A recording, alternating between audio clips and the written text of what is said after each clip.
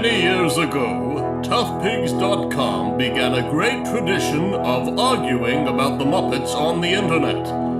Now, ToughPigs has assembled a team of Muppet experts from all over the world for a summit on the state of the Muppets. This is the Great Muppet Fandom Panel!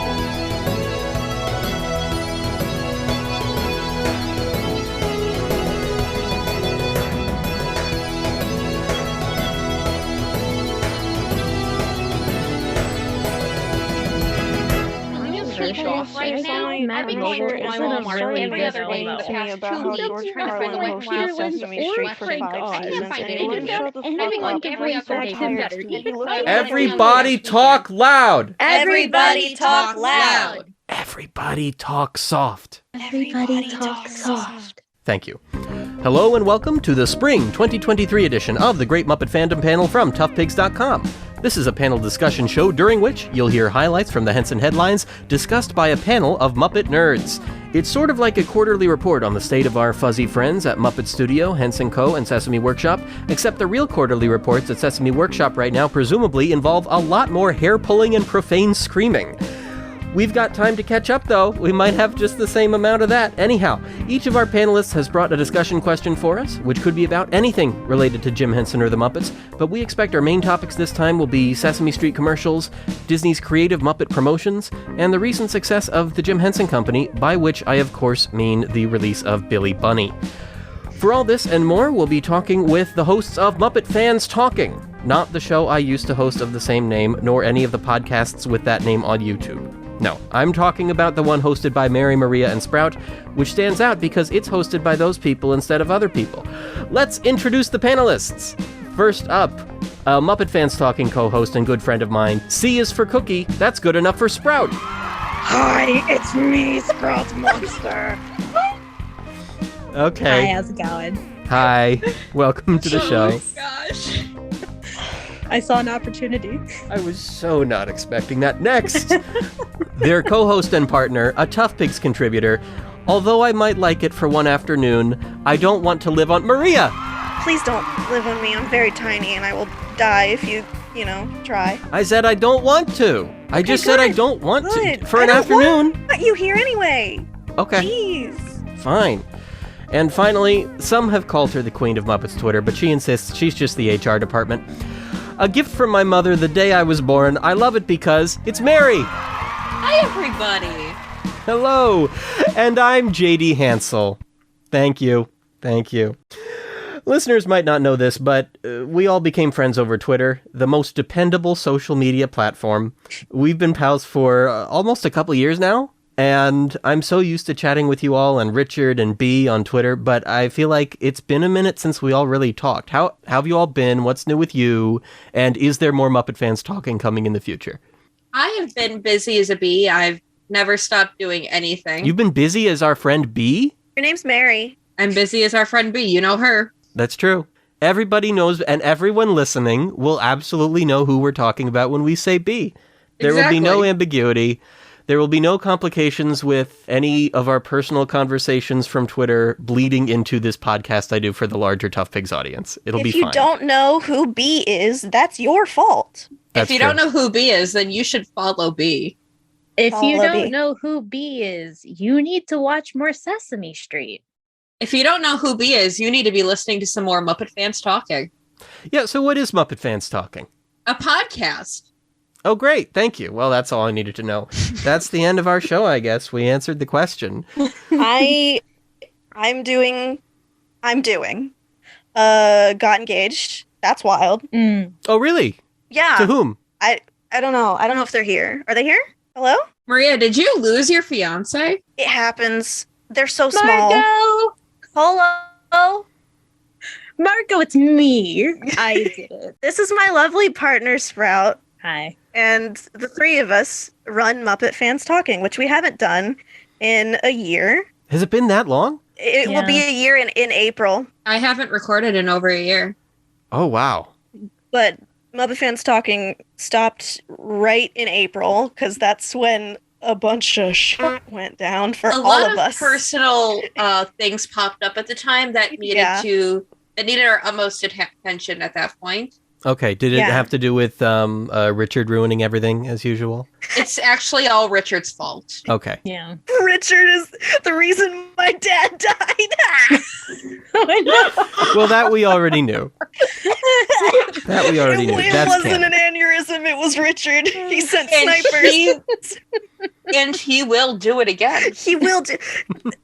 He will kill your dad again. You know, people say, like, lock up your wives. No, lock up your dads. Richard will kill them.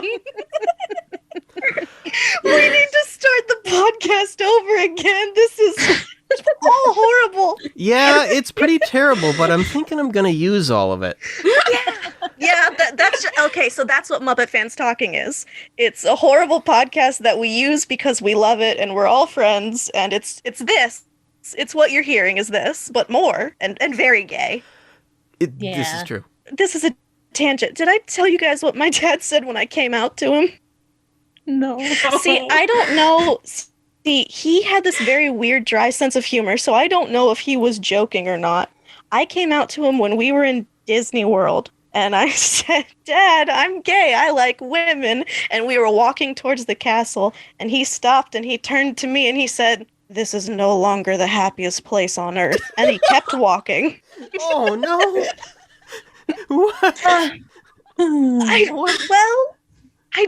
think it was a joke. I mean, he had a gay brother that he loved dearly. I don't know if it was still a joke or if he was serious, but it kills me and I love to tell the tale. I don't know if it's...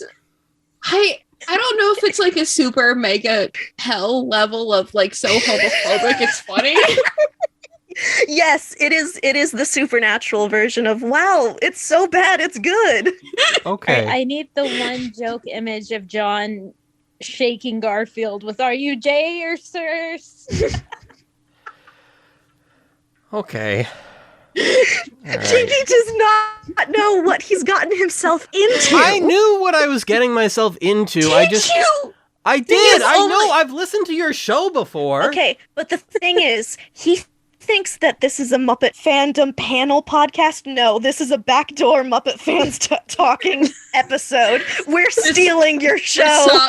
We're soft launching the Muppet Fans Talking return. Yes. You're stealing a second podcast of mine? Yes. Are you? And we're gonna steal more podcasts like Richard Kills Dads. We're gonna steal everything you own. Well, here's the deal, though. If you steal all my stuff, then you also get all of the characters from my old commercials from Muppet Fans Talking. So you are going to have to deal with Thomas and Ethan. You may not like Thomas and Ethan. So I'm getting free IP? Oh. It sounds like a blessing, but it is actually a curse. I think you're going to have a hard time knowing what to do with Thomas and Ethan. I think they mean well, but they're a couple of very confusing Brits. Okay. Can we lock them in a room somewhere? They already are locked in a room somewhere. It is now time for the Great Muppet Question. Panelists, are you ready? Yes. Great! This episode's Great Muppet Question is, if you could pick any episode of Fraggle Rock, keep one human and replace the rest of the cast with Muppets, who would you cast in what parts? Okay, I am thinking like the average Twitter user that has no fucking idea what anything Muppets is. They saw Muppets once when they were 5. Mm-hmm. And they're like, I know the Muppets, but they don't know the Muppets, but they think they do. So, do you know the episode where Uncle Traveling Matt is on the roller coaster? And Dave Goelz has that great story of him being on a roller coaster for like 7 hours. Yes. Mm-hmm. Instead of Uncle Traveling Matt, you replace it with Christopher Lloyd. 1980s Christopher Lloyd. Right off the back of Back to the Future Christopher Lloyd. That's our Uncle Traveling Matt. Okay. And then, you do the average, Twitter thing of like, Kermit is Gobo, and Piggy is Red, and Fozzie is Wembley, and Gonzo is Boober, and Janice is Moki, and Sweetest is Junior Gork. And I know so much about the Muppets, and I'm so smart. Mm-hmm. That's my idea. That was a very good impression of B. Mary, I wanted to just ask you, if you could pick any episode of Fraggle Rock, keep one human, and replace the rest of the cast with Muppets, who would you cast in what parts? I would do the episode I Don't Care, which is the one with Boober and his blanket where he accidentally kills Wembley for a few minutes. Yep. Yeah, I watched it recently. Great. He for a few minutes there, he kills Wembley, and then Wembley just comes back to life. Yep. My one human would be Robert Capron. He would play Wembley, and if you don't know who Robert Capron is, he played Rowley in the Diary of a Wimpy Kid movies. Oh, Okay. wow. A reference for people younger than me, but go on. And then I would have Boober be played by Miss Piggy. I would have Gobo played by Gonzo. I would have Moki be played by Sam the Eagle, and Yep. I would have Red played by Zoot. And then I would have the Trash Sheet be played by Sweetums, and Philo and Gunge would be respectively played by Bert and Ernie. Not Statler and Waldorf. No, Bert and Ernie. She's made up her mind, Maria. Okay. I'm sorry. I just Okay. wanted to ask. Oh, a and then question. Doc would be played by Pops, and Sprocket would be Big Mean Carl. Good. That's very good. Thank you. Good. A little too obvious, but I appreciate it. Sometimes there's just a right answer. Sometimes the best answer is right in front of you. It's true. It's true. Sprout. So I thought the Gorg who would be king would be a fun one to do. Okay. Solely because I want Thog to be Junior Gorg so I could see a hand puppet version of Thog. Oh. All right. That's I'm picturing it. it, and now I'm glad that I never have to picture it again. I also had fun with Pa and Ma Gorg. Pa Gorg is Tamanella Grinderfall, and Ma Yay. Gorg is Sweetums. Okay, I like it. I All like it right a lot. then. We all know how Fraggle Rock loves to use special effects. Mm-hmm. So for this, I really want to put it to the test. And our human is none other Danny DeVito as Wembley Fraggle. Yes. Question. Yeah. Question. The Danny DeVito, is it Danny DeVito from like Always Sunny, or are we getting like Taxi No, Danny 80s DeVito? Danny DeVito. We are Taxi in Danny the right DeVito. time. Okay. Now, Okay. I will just say, if it had been It's Always Sunny Danny DeVito, then that episode, Wembley and the Egg, would make a heck of a lot of sense. That would be I'm a just great one. Throwing that out there. So after this, I just started having fun and making a little bit of random choices. Moki is the Swedish chef. Red is Miss Piggy. Gobo is Scooter the Gopher. Boober is Sam the Eagle. The background Fraggles for our fun musical bit are the Electric Mayhem, of course. Cotter Pindoozer is Robin the Frog. And then for our trash heap scene, Marjorie is played by Rolf, one of the most philosophical Muppets, and Philo and Gunge are Statler and Waldorf because of all the jokes they crack in this episode. We have the same brain. And with that, it's about time for me to get to the news. But before I do, I'd like to remind everyone that we're not covering all the Muppet news on this show. This isn't a weekly updates show, so if you're looking for that, listen to another podcast. However, if you'd like to stay up to date on everything happening in the Muppet world as it's happening, you've got to follow ToughPigs.com wherever social networks are sold. You really don't have a lot of better options, and if you get your news from the scuffs on your shoes, then that won't help at all. Jim Henson said that. It's time for news. Let's start with Sesame Street. In early January of this year, the magazine Elle, not like the letter, but spelled E-L-L-E, had Bert and Ernie stop by to play a game of song association for a fun video on YouTube. Basically, they're given a word prompt, and then they have 10 seconds to start singing a song with that word in the lyrics. Panelists, have you seen it, and what did you think? Yes, Yes. I've seen it and I loved it. I thought it was the greatest piece of cinema made in quite a long time. I've watched it so many times. I remember I was having a really crappy day that day, and then I watched that video, and now I don't even remember what I was upset about. Yeah, it was weirdly a pick-me-up for me, too, and it was one of those odd things where for once I saw a Sesame Street thing and I wanted to show it to other people, like I made my brother watch it. Exactly. It's just, it's good. It's a Sesame Street thing really in 2023, and it's good. It's funny. It's a Bert and Ernie thing in 2023 that's funny, And which a- it shocks me. a genuine Bert and Ernie thing. Yes, where genuinely. they let Peter and Eric play, and I love just watching Peter and Eric play. I watched it again right before we did this because I watched it a few times when it came out, but I was like, I want to have my thoughts written down, so I do have some things if you don't mind. Go ahead. Please, yeah. Okay. I'm obsessed with how Bert said, "We'll sing or rap if you're so moved." I love how he said that. Just, if you're so moved. Ernie trying to do a Randy Newman impression is just very good, and I really want to know what face Peter Linz is pulling to make that voice, because you know he's making a weird face trying to do that voice. Of course. Don't poke me. Bert has said that many times, and every time it gets a laugh out of me. Bert singing Wild Thing also reminded me of "Oh yeah, groove with me, baby." It's very out of tune. It reminded me of the Kermit cover of Wild Thing. Oh, yes. From Kermit Unpegged. You make so my heart sing. Oh, it's terrible. Their harmonizing on Dream was beautiful. Anyway, Sprout and I are very Bert and Ernie coded, so if you want to make fan art of us, we are them, basically. I would just love to bring up the fact that I finally got Ernie singing Simon and Garfunkel. Yes. This is all I've ever wanted in life, and I didn't even know I needed it. We had a whole Simon and Garfunkel. Simon and who? Garfunkel? Fuck you, JD. Eat glass. Eat glass. Go to space. Fuck you. Okay. The last time I visited Sprout, we had a sing-along. Well, we drove around their town. It was fun. It was nice. It was gay. Go to space, JD. Will do. Okay. So, Sesame Street characters have been popping up in a bunch of commercials lately. Cookie Monster was one of several celebrities to appear in a promo for The Big Game in February on Fox Sports. The Count was lectured about NerdWallet for some reason, and United Airlines released a series of commercials featuring Oscar the Grouch as their new Chief Trash Officer to promote their efforts to turn trash into fuel for airplanes. What did you all think of seeing our Sesame friends in these commercial spots? So it shouldn't feel weird, because even especially with Cookie Monster, Muppets were originally starring in commercials because that was the best they could get. And yet it is very strange. Mm-hmm. And I think it's because we've had 50 plus years of these characters being characters on Sesame Street away from commercials. And so to bring them out of the street and not into our world, into the world of commercialism, feels slimy and gross and bad.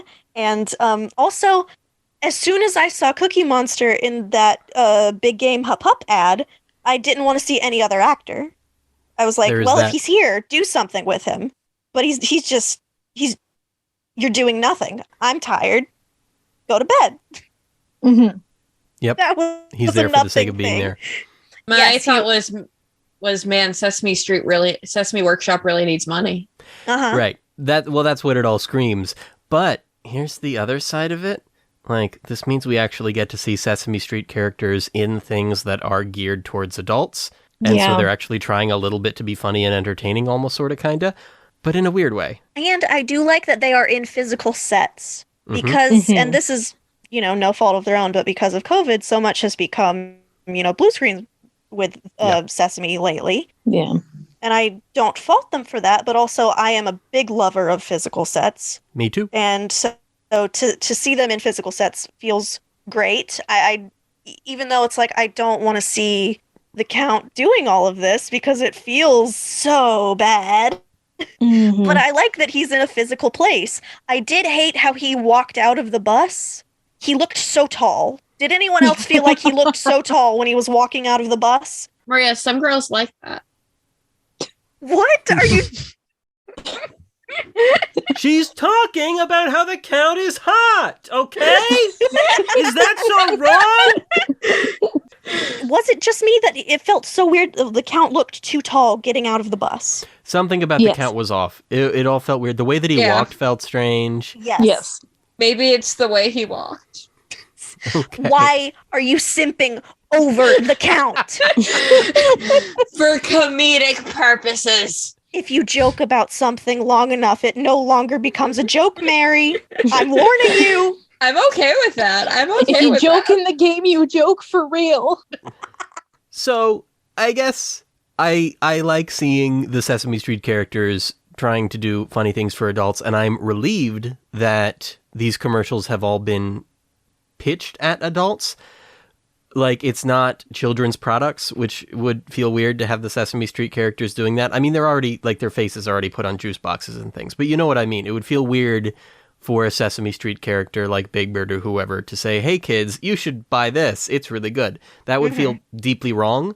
And also, it is someone else doing the pitching in each case. It is not the Sesame Street characters saying, we like this product, if that makes sense.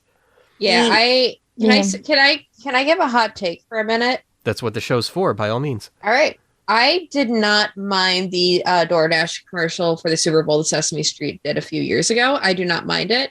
I thought it was a very well executed commercial. Maria, stop looking at me like that. I didn't say anything. You know what you're doing. Anyways, I didn't mind it. I thought it was a well executed commercial. I think it showed the world very nicely. It was geared towards adults, but so it didn't feel manipulative, like kind of what JD was mentioning. And I didn't mind it. I think the volume of the commercials we're getting now is where it's like, oh, I'm concerned for Sesame Workshop. That's kind of where I'm at right now, but I also majored in marketing, so who knows? It's just the Count one that really skeeves me out, because he's like, Me too. gas prices are going up. That's great. It's like, yeah, that's great. That's fantastic. Which was funny. It was funny. Was it funny now? Was it? Is it funny for funny. people like me with no money? Well, but that's the joke. The joke is that the Count doesn't understand that you're suffering. Is it? Yes, it The is. Count lives in a castle on a mountain. He does not know what the average poor Joe is going through. Are you saying that he's the 1%? He is, and I think he should be the only one who's allowed to be in it. The Sesame Street Muppets were just featured in another interesting place, Sesame Street Night on The Masked Singer. We didn't have time to watch all of it tonight since it's airing the night that we're recording this. We always seem to have scheduling conflicts on this podcast whenever they do a Muppet thing on The Masked Singer, and I'm always a little bit relieved because I don't want to have to deal with all that, but we did watch a minute of it before we recorded this, so... My gosh, was it auto-tuned? It was so auto-tuned. Just like BTS. I've only seen Kermit's, and obviously I only saw Kermit's section because you think I'm going to watch The Masked Singer? No. Right. Mary, do you watch The Masked Singer? I went through a really rough time during COVID. As we all did. The night where Kermit was revealed as a contestant on The Masked Singer was the last night I watched The Masked Singer, because all I could think was, it's not going to get better than this. But they just had Dick Van Dyke. They did just have Dick Van Dyke. And I love that man. He is my one and forever for eternity.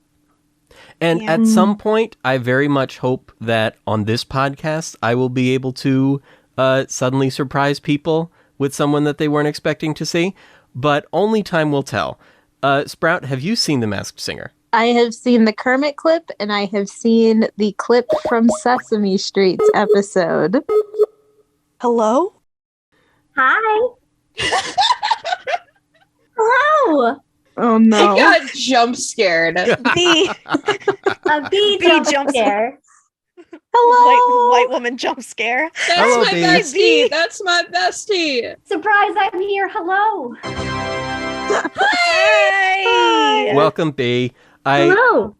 For the listeners at home, I thought it would be fun to surprise the Muppet Fans Talking gang with their friend, our friend from Twitter, and from elsewhere, and from many Muppet Fans Talking appearances. It's B. Hi. You might know B from her horrible taste in men. Mary. Wow, you're really gonna start that immediately? Wow. Yeah. Not even 2 seconds. B. Yes.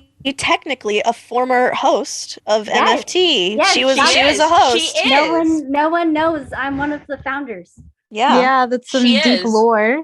None of the video from this is going to be released, just so you all know. None of the video is going anywhere. That's all Good. private, just the Great. audio. I look horrifying.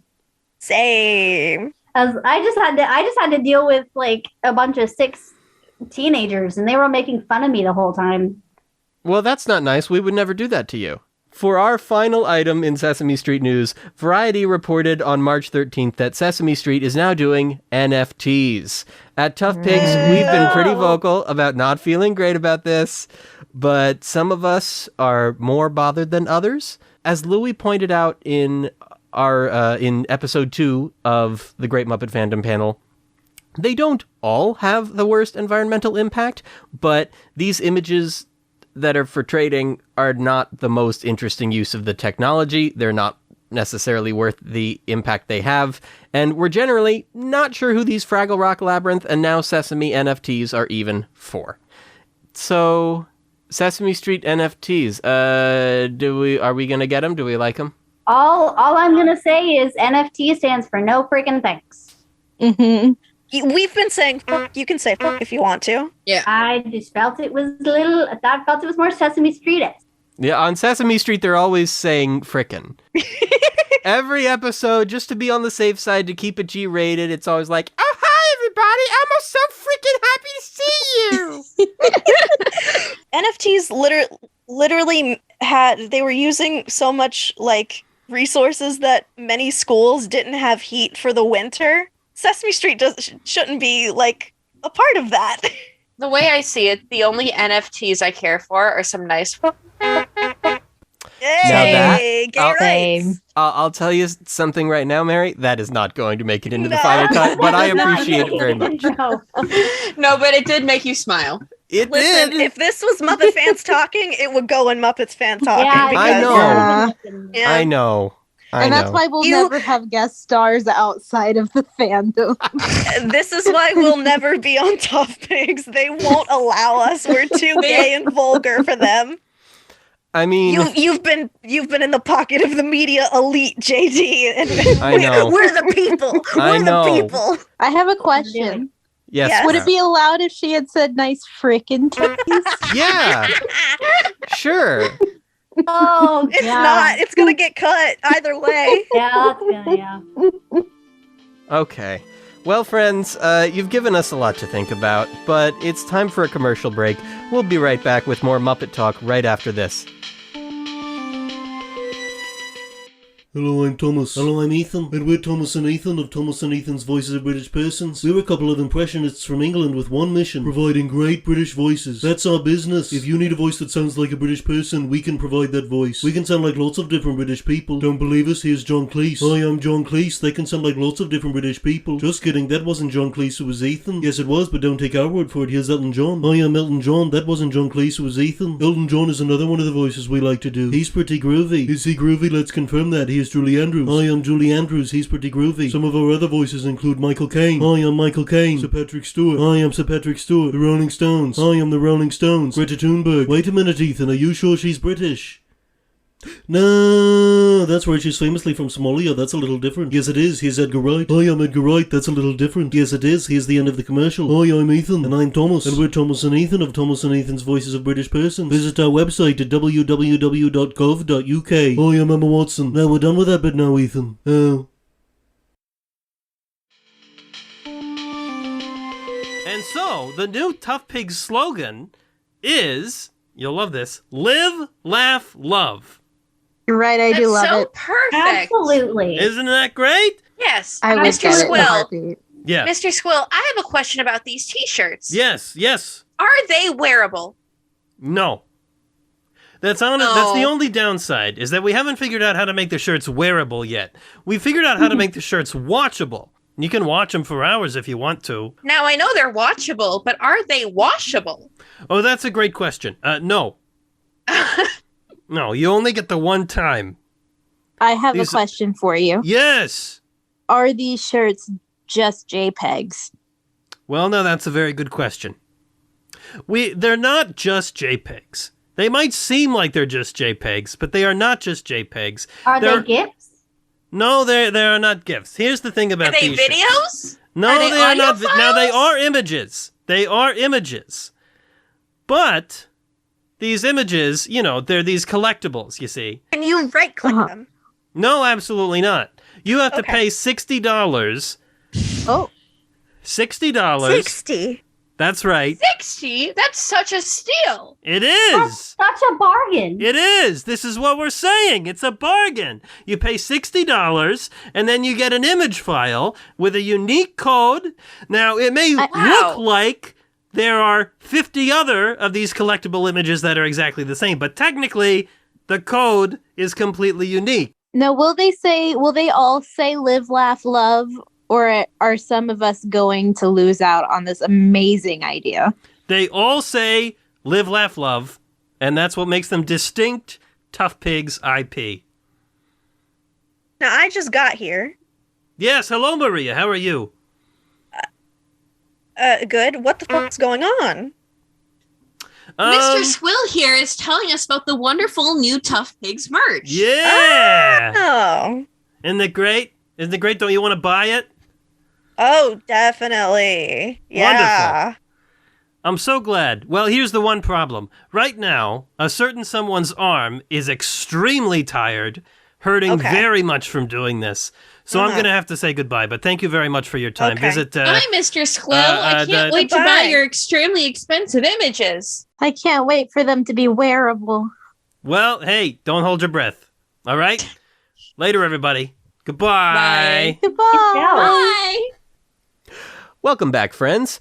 I'd like to circle back to Sesame Street for just one more thing, and that one more thing is Sprout's discussion question for us. Sprout, what have you got for us to discuss today?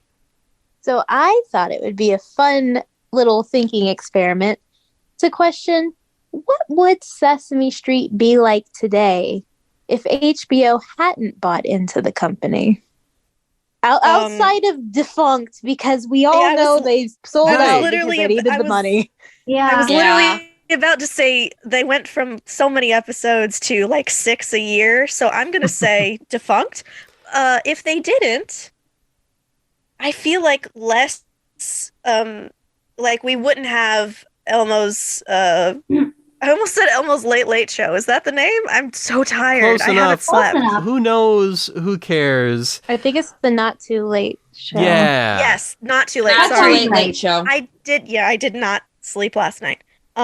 We wouldn't have that, I don't think. Truly. Definitely. No, we wouldn't have that, but I do think that Sesame Street might have been able to get some other streaming deals and maybe get some of their other stuff back up on streaming that HBO Max has just not been interested in making available. Mm-hmm. Yeah. I think Disney would have bought Sesame Street. That is...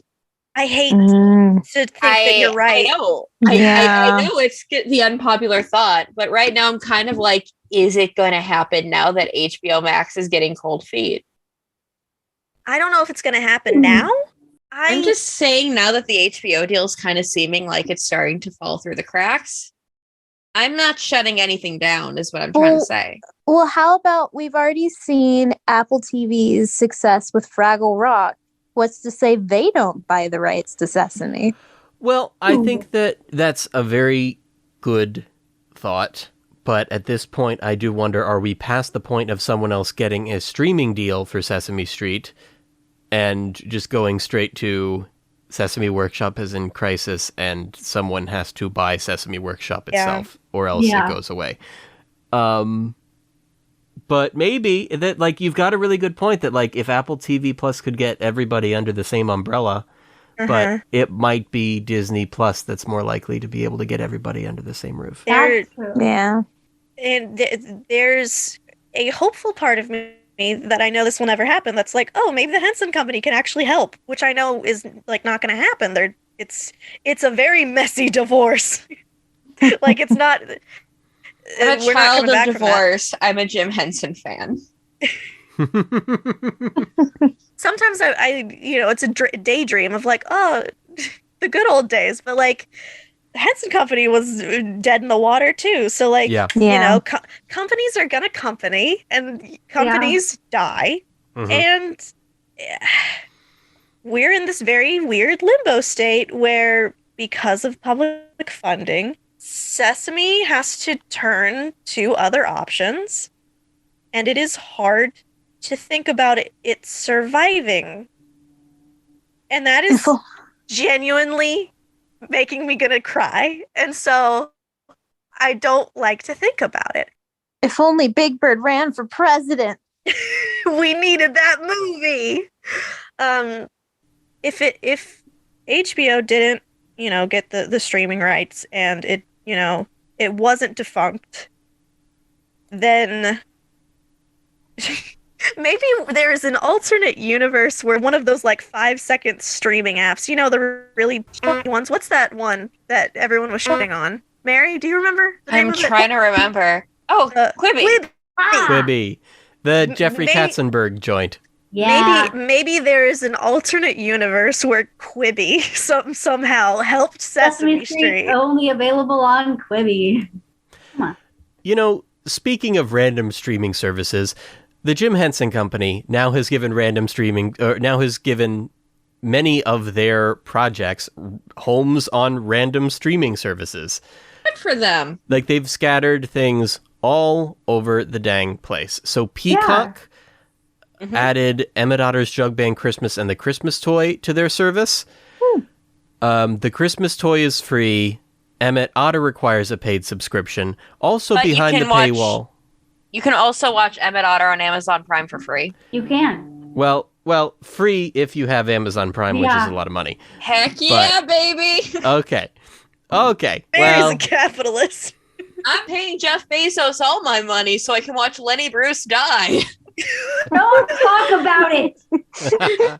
Okay. Here's the amazing thing about Peacock and the Jim Henson Company. Now, behind the Peacock paywall is Billy Bunny's Animal Songs, the 1993 Muppet Sing-Along VHS tape. Like, I never in a million years would have thought the Henson Company would release this, which I've never seen in full. I've seen parts of it, and part of it was cut up and included into the Bee and Green sing-along tape that I had. Oh, there we go. Mary's pointing. That excites Mary. My name is Maria. Maria's pointing. You're getting the two people with the same first three letters of their name mixed up. I knew I was going to do it at some point. I don't think I've ever done it before, but I knew it was going to happen tonight. Stop making hand motions while you're holding your microphones. You're stuck in the cube, JD. I know. I'll never get out of the cube. Never get out of the cube. Okay. So Jim Henson's Turkey Hollow. Anyone remember Turkey Hollow? God, no. Me. Mm-hmm. I did. Me.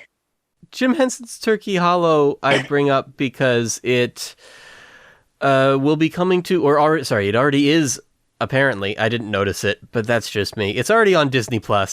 Yeah. I'm not sure who cares, but weirdly, even though it was not made for Disney, it is on Disney+. Farscape has come to, like, YouTube, Tubi, Peacock, Pluto TV, Amazon, Roku Channel, Plex, and Shout Factory TV. While we're on the topic of the Jim Henson Company, I want to shout out the Jim Henson Company's big win at the Oscars for Guillermo del Toro's Pinocchio. It was nice to see Lisa Henson up on that stage. She looked wonderful. She did. Also, I just want to shout out my friend Oliver, who worked on it. He technically also won an Oscar. Congratulations, Oliver. Yeah. So cool. People might know him as Cranbersher online. I think this is a really cool moment for the Jim Henson Company, which usually the Jim Henson Company has a lot of wins on television. They get a lot of Emmys pretty easily. But in terms of recognition for their films, I mean, so much of their recent movies have been, there was the Happy Time Murders a few years ago. They did the, what was that? The Alexander and the Terrible, Horrible, No Good, Very Bad Movie. Day. Oh, they did that movie? Yeah. I didn't know they did that movie. Wow. Let's see, this is 2014. I think they were producers on that one. Yeah, it's a Disney movie, but for whatever reason, the Jim Henson Company was also a production company on it, and Lisa Henson was the producer. So this was like the tail end of Disney making that kind of movie that's sort of like just a real live action family comedy. It feels like it's the last time when Disney was a normal movie studio that wasn't entirely built around just cranking out new installments of their franchises. Yeah, then just a franchise. Yeah. Like this is the last time when you might see Disney do something like take a spec script. Not that this was necessarily that. It was still based on IP. The running time for this feature film is 81 minutes, which is a short. That sounds wonderful. It sounds wonderful now because we're so used to children's movies being a full 2 hours. You do not know who I would kill for another 81-minute movie. And I feel very much the same way. You'd kill me. And me. Yeah. That's true. I think I do know who. I do know who you'd kill. All I was trying to say there is I think it's very, very nice that maybe the Jim Henson Company is starting to have a little bit of a comeback. But keep in mind, stop making faces and middle fingers while I'm trying to talk. I can't think. Yeah, I brought this upon myself, but nevertheless. Now you know what we deal with. What was I saying? What in the world was I saying? The Jim Henson Company's next movie is coming to MGM Plus, a streaming service that sounds made up as a joke. I think MGM Plus is kind of like an add-on to Amazon Prime, where it's like, okay, kind of like your BritBox or my personal favorite, Acorn TV. Sure. So maybe this will be the next Oscar winner for the Jim Henson Company, but I don't think so. I'm just glad that Pinocchio worked out for them. I haven't seen that film. It's a wonderful film. It's good. It's absolutely wonderful. Okay. It's absolutely heartbreaking and beautiful. And if you haven't seen it, I think you should see it. I have a question. Yes. Do we think Five Nights at Freddy's could be an Oscar winner? Hey! There's no reason right now to say it couldn't be. Yeah. Say, Maria, what discussion question have you brought for us tonight? My discussion question. The Muppets have had many different public perceptions over time. And where do you think it's headed in the near future and how it correlates to what we see now? Because, you know, depending on who you ask, the Muppets are either seen as like kids or family friendly or adults, or they're too nice or they're too edgy. Where do you think that perception is right now, and where do you think it is going in the near future? Right. Right now, I think the Muppets are mainly seen as memes, where it's Kermit drinking the tea, or it's Miss Piggy is a glorious icon, which she is in her own right, or that Kermit's down bad, or... See, I would argue that was more of Steve Whitmire in the era of when he did that TED Talk. I think it still is carrying over into the public perception now. I think that's kind of a hard thing to shake.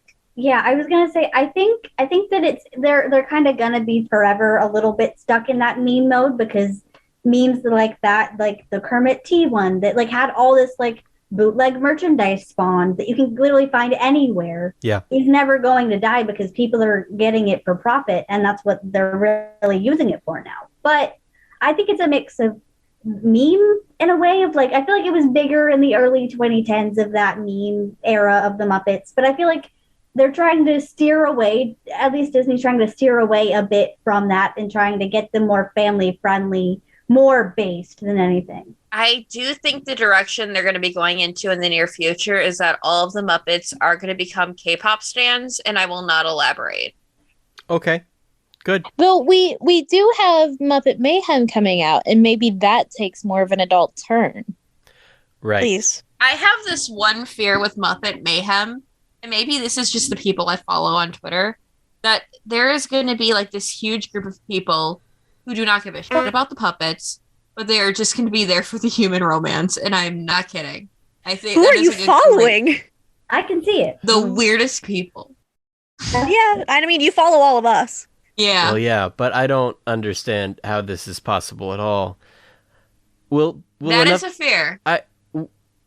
Will enough people know about the human cast of the show? Like, has anyone ever watched a Muppet show before without any interest at all in the Muppets themselves? You do not know the people I follow on Twitter. They were watching. I don't, and I'm glad. They were watching a Mighty Ducks show, and they found a ship out of it, and they started watching it because of edits of those ships. That was me starting discussion because of Greg and Tom edits.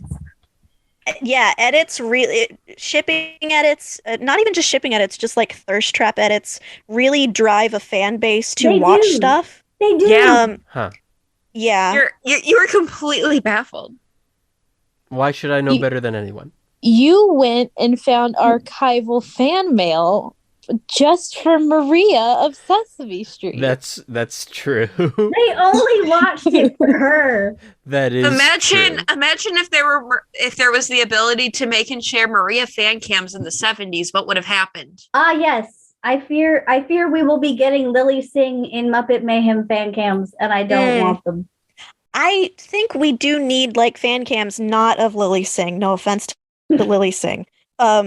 We do need fan cams, especially like in the TikTok era. Like we do need like Floyd and Janice edits and Zoot edits and Dr. Teeth sexy man edits. We need those things to drive engagement. That's true. That would be. I fully agree. Because okay, the Stanley Parable is one of my favorite video games, and it had a really big boom for like a month, and then it went down. It's having a resurgence right now because some people found narrator lines talking about Stanley, and they've been making ship edits, and it has a big resurgence, and the guy who made it is talking about like how much like sales have gone up in the last couple months because of those fan edits. So we do need those. Now, speaking of fan edits, it makes me think of like, because I do follow some people on TikTok who do make like Muppet edits. Yeah. And I'm going to be honest, one of the best ones I've seen was the one that was Taylor Swift, would've, could've, should've, was Muppet Christmas Carol Scrooge. That is such a good that edit. was a really good one. That really, is such a good one. It's things like that I'm like, if we had these for like Muppets Mayhem, it would blow up because people love Taylor Swift lyrics and people love whatever, like applying them to certain situations. This doesn't have to do with the Muppets. Can we talk about the Taylor Swift edit to that one Jesus movie from Latin America? What? Oh no. No, we don't have time. We don't have time. room. It's 10 o'clock. No. Where I am, it's 11 o'clock. Yeah. So public perception changes, and I just want to know, I know the fandom perception. I want to know the public perception of the people that aren't mega fans like us, or even just casual fans. I want the people that are like, have no clue that Kermit and Piggy broke up. Those type of people, you know? Yeah. Yeah. I think that they still think of the Muppets as sort of a family brand for kids, but will probably only be interested in the Muppets again if the stuff that the Muppets are doing has that chaotic, a really big, loud, fast energy again that is... We need more explosions. Smart. Yes. Yeah. I don't know. I think we'll see. And I do actually want to hear Mary's discussion question, because I didn't know where to put it in the plan for this episode, because I have no idea what it is. All right. If you were to select any Muppet or Jim Henson character and put them in a bong and smoke them, which one would it be? Boober Fraggle. Janice. I was gonna say New Zealand. Fishy. Floyd is like my one and only. I feel like I would just be having the time of my life. Fist bump. What about you, JD? I'm struggling to wrap my little brain around what this question means. This is why I asked if this was a family-friendly podcast. Yeah, well, we're well past that now. I guess Big Bird. I'll go with Big Bird. So that's your Muppet gateway drug of choice. Well, Big Bird. I like the mellow energy. I've always thought that Big Bird and bongs just go together. It just makes sense. Big bong. Who's your friend who likes to play? Big Bong. Bing bong.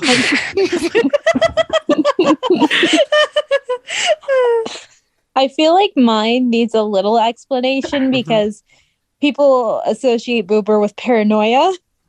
But you know how some trip do you want to have? But I assumed it was because he was moss colored. There are some strains that make you like instantly go into cleaning mode and like you need to do everything all at once. And my thought is going towards that with Boober and just getting chores done. I see. You get all your laundry done. So, finally moving to Disney's Muppet Studio news.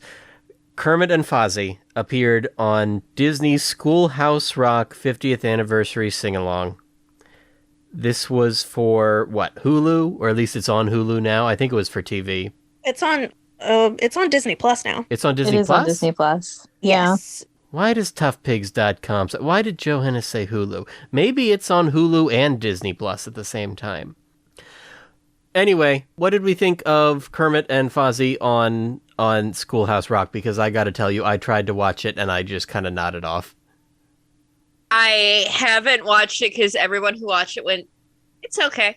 And I'm like, okay, nothing's really compelling I was me. like, that's the general consensus. So I was like, it happened. I'd rather spend my Muppet energy watching things that are bad or really, really good. I watched it because I'm a big fan of Schoolhouse Rock and, of course, the Muppets. Why wouldn't I be here? Disney keeps producing these type of specials that's just like sing-alongs that they've been producing since 2020 for obvious reasons. It gives me big Imagine video on Twitter energy that I hate. No! It does. And we don't need these type of specials anymore. I'd rather celebrate Schoolhouse Rock or whatever the special is about, but instead we're just getting all these random ass celebrities they keep throwing at us to like sing and dance to these songs. And though I did really love Kermit's performance, great singer, it's like, why are you here? Why is Fozzie here? You're not talking or doing anything really. You're doing kind of sight gag stuff. It's mediocre at best. It's fine. If I'm doing like an A to F, it'd be a C. Speaking of why is Fozzie here, I want to know why Fozzie is now in Disney Parks hotel rooms. Well, there's a very bad answer I could give you. He's a comedian. That's what they do. Good.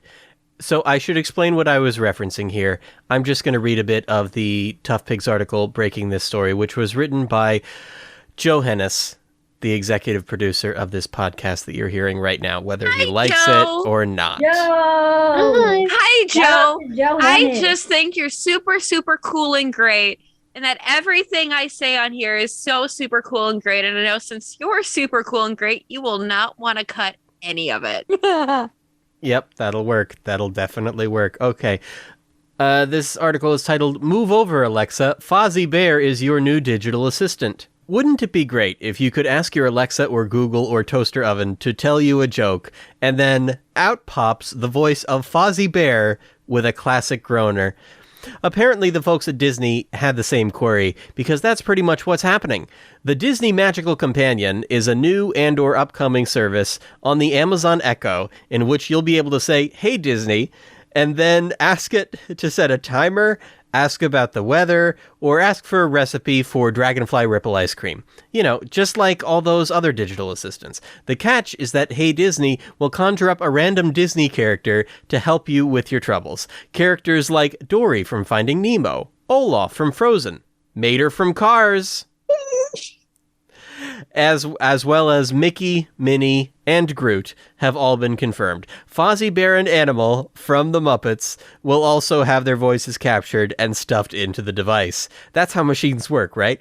According to The Verge, the device was on display at the CES Expo, which may mean it's likely still in development, but close for wide release. But also, according to the Disney Parks website, the Disney Magical Companion is already in use at their resorts. So whether you hope to get a wake-up call from Animal or to get directions to your closest honey dispensary from Fozzie, this could be coming to your home very soon. Thanks to Danny Horn for the info, and then, of course, it says click here to get yelled at through a tiny speaker on the ToughPigs forum. I'm sorry. I feel like go ahead. I hate to bring this up because it's not Muppety, but how is Groot gonna be helpful in a recipe? How's Groot could be helpful in any situation? I am Groot. How is that You helpful? forgot we are Groot. 1/4 cup of Groot. No!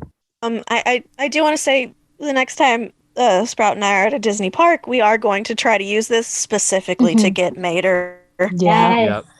Yes. Dadgum. Muppets Mayhem, set to premiere in early May. Any thoughts? Any feelings? What are we excited for? I really hope My Chemical Romance is there. I'm excited for the record. Can we talk about real quick the Paul McCartney rumor? Yeah, what do we make of that?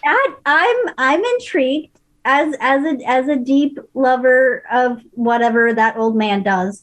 It's I called think that's Music interesting. I Bee. think that's intriguing that it wasn't leaked earlier than that, actually. It's because everybody except Beverly Goldberg had an NDA. You know what? That's fair. I'm always in this weird limbo state right before we get, well, even just whenever Muppet stuff is announced, I'm like, either it's going to be great and I'm going to like it, or it's going to be terrible and I'm going to hate it. Yeah. There's not usually a happy medium. Sometimes we do get a medium and it's like, okay, that was fine. But sometimes I'm like, yes, I'm very excited for Muppet Mayhem. I love the Electric Mayhem. They're some of my favorite parts of the original Muppet Show. I love those characters to death. Zoot, my beloved. And other times I'm like, how are they going to carry a show?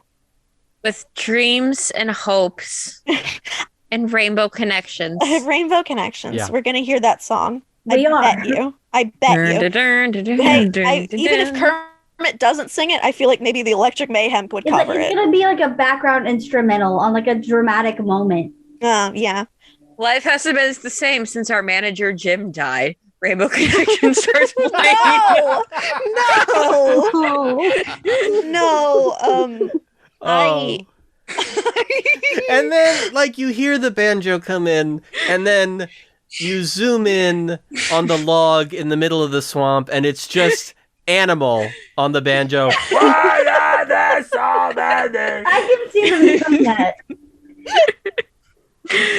Oh my god. I want it to be really good. And other times I get worried about like characters, because we do have these characters that have had set like personalities and character traits for a while. And I'm worried they're going to do a 2015 where they're going to just rip them to shreds and make new characters. Where they made like Floyd a conspiracy theorist for no reason. Floyd was a conspiracy theorist for no damn reason. Zoot I can get with because like he was already really sleepy and zoned out all the time. Sleepy in quotations, you know what I mean. They made Janice the village bicycle and it upsets me to this day, and I don't want that to happen here. I would, as a Floyd and Janice shipper, I would like them to still be together. Please, thank you. I just hope that it's not too focused on like the humans. Like I know that is a draw in. I know that they did that with Muppets Haunted Mansion, like they made it a big part of the promo, but like and ended up being more of a part of that than you thought it was. But I really hope that like they're kind of like a sprinkle in of like having humans and the Muppets, and I really hope it's more Muppets themed, like more Muppet focused than anything of like the side characters have their B plots, but they're not big enough B plots to where you think it's an A plot. I have a bad feeling. I also think if they do a human B plot, I'm going to be tuning out because I don't care about the humans. I've never cared about the humans. So, from everything that we've heard about this show so far, from the people involved, it seems like the Muppet studio actually has a lot of control over this in a way that they didn't over the ABC show. Yes. So, I expect that if they are doing anything like the 2015 show in terms of how they handle the characters, it will be very much more in conversation with the performers, much more driven by the performers. I hope so. Absolutely. I really think so. I mean, it seems like everybody who's worked on the show, from what little I have heard through the grapevine, is pleased. Is pleased that this show is some maybe return to form for the Muppets, perhaps, but we don't know. I hope so. Might I bring up, though, they were saying the same things when Muppet Haunted Mansion was coming out. Well, but then everybody really liked Muppets Haunted Mansion. That was hugely popular among casual fans, I think. Yeah, you can tell the love and intent of when people do Muppets projects, when you can tell that that it's been an impact in their life, and so they want to continue what they know and they love, which tends to be very close, or trying to at least emulate what Jim did originally with the Muppets, because that's what they've all seen. And so I think definitely that gives me a good bit of like hope of like, okay, it's not coming at this as a corporate angle of let's get this show, let's do this, let's push this. It's more of this is a labor of love and continuing what you've seen your whole life and doing it good and justice. So I have good hope about that. I have good faith in this, and I am looking forward to Muppets Pride and Prejudice with Brett Goldstein. It gives me the same energy of the DuckTales reboot. Like, the people behind that were really, like, huge DuckTales fans. Huge, like, Disney Saturday morning fans. So I hope that this is the same thing of, like, actually wanting to make a Muppet thing and loving it. Yeah. Friends, this has been something, and you've given us a lot to think about. That it has. But I'm afraid our time is coming to an end. Mary, where can people find you on the internet? People can find all of us at Muppets_Talking on Twitter. And they can find me at Muppet Mulaney on Twitter. Sprout, where at this point, you're not on Twitter much. So no, but my account's still open. I may go back eventually, so you could possibly find me at Palpoo Sprout on Twitter. But otherwise, it would be at, is it Muppets_Talking? It is. Where can we find you, Maria? In your dreams and your nightmares. No, I am at Nerdy Maria Mania on Twitter, Tumblr, Instagram. You can also find me with Musical Without a Cool Acronym on YouTube. We're in our final year. We're going out with something. Woo! I don't know what, but we're doing it. Goodbye forever. You can find me on AO3 if you want to read fan fiction. Goodbye. B, what Twitter account do you have that's still alive? You can find me on Twitter at McCartney Muppet. That's the new one. To live and let die. And now, a moment of spontaneous applause for our panel of Muppet experts. Thank you. If you enjoyed this program, we hope you'll consider supporting us on Patreon. Thank you to those of you who do so already. This ToughPigs Muppet Fan Podcast was executive produced by the ToughPigs Muppet Fan Podcast executive producer, Joe Hennis. Thanks to Kenny Durgan for our artwork, and thanks to Frank Oz, because it's always a good time to thank a Frank. For ToughPigs.com, this is JD Hansel reminding you of Jim Henson's motto, "You'll never get out of the cube." Goodbye.